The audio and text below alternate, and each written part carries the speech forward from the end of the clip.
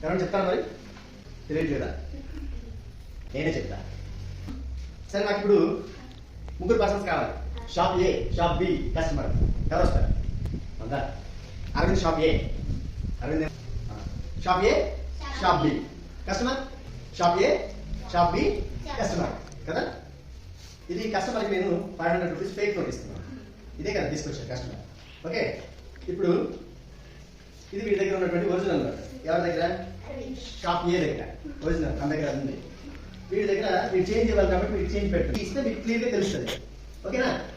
అవునా? ఇప్పుడు 200 రూపీస్.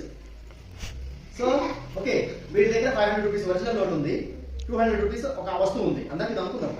మరి వీడు అమ్మ అక్కడ. ఇప్పుడు కస్టమర్ ఏమో ఏ షాప్కి వెళ్తాడు?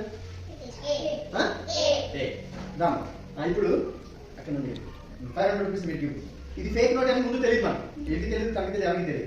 సో ఇది 500 రూపీస్ ఇచ్చాడు, 200 రూపీస్ వస్తువులు కస్టమర్కి ఇచ్చాడు. తనకి ఎంత ఇవ్వాలి? మళ్ళీ 300 ఇవ్వాలి. కానీ వీళ్ళ చేంజ్ ఉందా? లేదు. ఓన్లీ 500 రూపీస్ నోట్ ఉంది కాబట్టి చేంజ్ లేదు.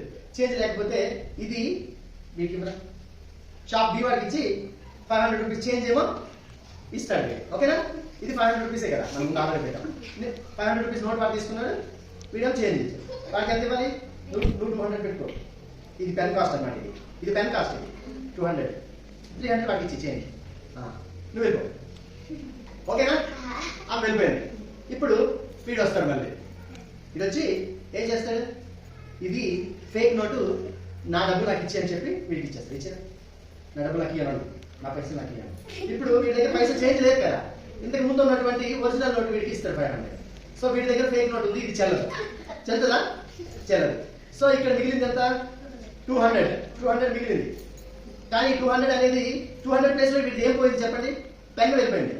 200 ప్లేస్ లో పెన్ పోయింది. కానీ ఇంతకు ముందు ఉన్నటువంటి వీడికి ఒరిజినల్ నోట్ ఒకటి పోయింది, గుర్తుందా? ఒరిజినల్ నోట్ లేదా 500 వీడికి ఇచ్చింది? ఇదిగో, ఇది వీడే కదా. సో ఇదే లాస్ట్ అయ్యేది. అంతేనా? యాక్చువల్గా పెన్ను ఉండవలసిన ప్లేస్ లో 200 ఉంది. ఓకే, కానీ ఇంతకు ముందు ఉన్నటువంటి 500 రూపీ నోట్ మాత్రం లేదు. సో దీన్ని బట్టి షాప్ ఏ వాడికి ఎంత నష్టమైంది?